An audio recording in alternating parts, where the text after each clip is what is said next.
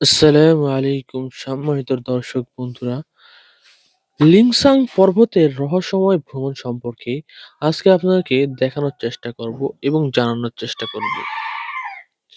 চীনের জিংসাং প্রদেশে আছে এক জাদুকরী পর্বত, নাম তার লিংসাং পর্বত। প্রতিদিন এখানে হাজারো মানুষ আসে শুধু একটুখানি শান্তি আর প্রাকৃতিক সৌন্দর্য খুঁজে পেতে। লিংসাং পর্বতে প্রবেশের মুহূর্ত থেকে যেন শুরু হয় এক স্বপ্নের যাত্রা।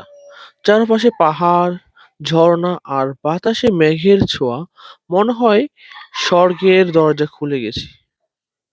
আর এখানকার সবচেয়ে আশ্চর্যের ব্যাপার হলো, এই বিশাল পাহাড়ে উঠতে এখন আর পায়ে হেঁটে কষ্ট করতে হয় না, কারণ এখানে আছে বিশ্বের অন্যতম দীর্ঘ চলন্ত সিঁড়ি, যা পর্যটকদেরকে ধীরে ধীরে তুলে নেয় মেঘের কোলে। উপরে উঠতে উঠতে চোখে পড়ে বিশাল পাথরের গঠন, প্রাচীন বৃক্ষ আর পাহাড়ের বুক চিরে বয়ে চলা ঝর্ণা। প্রতিটি দৃশ্য যেন এক একটি জীবন্ত চিত্রকর্ম। লিংসাং পর্বত শুধু প্রাকৃতিক সৌন্দর্যেই নয়, এটি বৌদ্ধ ও দাও ধর্মের পবিত্র স্থানও বটে। এখানে এখনো শোনা যায় মন্দিরের ঘণ্টার ধ্বনি, দেখা মেলে ধ্যানরত ভিক্ষুদের শান্ত মুখ। এখানে আসলে আপনারা মেঘের রাজ্যে হারিয়ে যাবেন। লিংসাং পর্বত একদিকে আধুনিক প্রযুক্তির নিদর্শন, অন্যদিকে প্রাচীন ঐতিহ্যের প্রতীক। এখানে প্রকৃতি, আধ্যাত্মিকতা আর প্রযুক্তি মিলেমিশে তৈরি করেছে এক অপূর্ব অভিজ্ঞতা। যদি কখনো তোমার মনে চায় মেঘের মাঝে হারিয়ে যেতে, তাহলে চলে যেতে পারো লিসাং পর্বতে। সেখানে পাহাড় কথা বলে আর বাতাস শুয়ে যায় আত্মাকে।